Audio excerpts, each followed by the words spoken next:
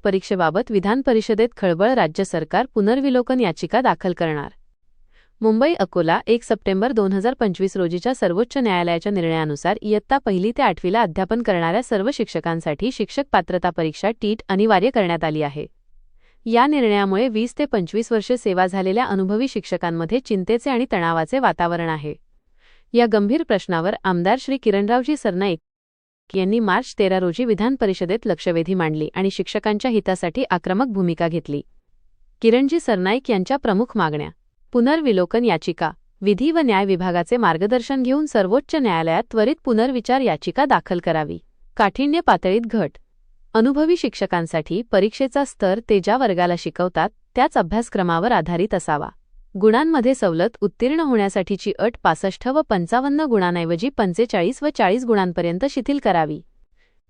राज्य शिक्षण मंत्र्यांचे प्रत्युत्तर: शिक्षण राज्यमंत्री माननीय पंकजी भोयर यांनी यावर सकारात्मक प्रतिसाद देत सांगितले की राज्य शासन या संदर्भात लवकरच पुनर्विलोकन याचिका रिव्ह्यू पिटिशन दाखल करणार आहे।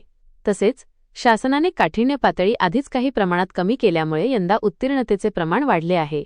शिक्षकांच्या भावना लक्षात घेऊन शासन योग्य तो निर्णय घेईल। अकोल्यातील त्या भव्य मोर्चाचा रेटा: या मागणीसाठी राज्य मुख्याध्यापक संघाचे उपाध्यक्ष शत्रुघ्न बिडकर यांच्या मार्गदर्शनाखाली विदर्भ मुख्याध्यापक संघ आणि जिल्हा मुख्याध्यापक संघाच्या वतीने अकोल्यात मागे एक भव्य मोर्चा काढण्यात आला होता। या मोर्चाच्या माध्यमातून शासनाचे लक्ष वेधण्यात आले होते। या आंदोलनात खालील पदाधिकारी मोठ्या संख्येने सहभागी झाले होते: प्रमुख उपस्थिती जिल्हा मुख्याध्यापक संघ अध्यक्ष विलास कुंकर, सचिव दिनेश तायडे, कार्याध्यक्ष विजय ठोकळ, मार्गदर्शक व पदाधिकारी बळीराम झांबरे, गजेंद्र काळे, शहराध्यक्ष माधव मुळशी, सचिव दीपक विरकर, उपाध्यक्ष दिनकर गायकवाड, सोनवणे, अकबर अली, महिला संघटना निलिमा वराळे, कल्पना तिरूप, रसिका वाजगे, कुसुम हरणे यांच्यासह जिल्ह्यातील सर्व तालुका अध्यक्ष व पदाधिकारी या लढ्यात सक्रिय होते। अशाच नवनवीन शैक्षणिक अपडेट्ससाठी आमच्या चॅनलला नक्की सबस्क्राइब करा।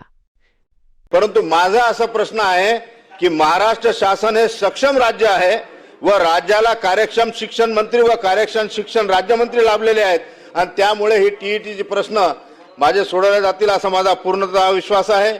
सर्वोच्च न्यायालयात पुनर्विचार याचिका दाखल करण्याची विनंती केली आणि आता त्याला विधी व न्याय विभागानं परवानगी दिली असून आपण पुन्हा त्या ठिकाणी पुनर्विलोकन याचिका दाखल करणार आहोत आणि राष्ट्रीय शिक्षक शिक्षण परिषदेच्या मार्गदर्शक तत्वानुसार हे जे आरटी ऍक्ट नुसार राष्ट्रीय शिक्षण परिषदेलाच सर्वोच्च संस्था असून क्वालिफिकेशन जे आहे ही त्या ठिकाणी राष्ट्रीय शिक्षण परिषदच त्या ठिकाणी ठरवत असते।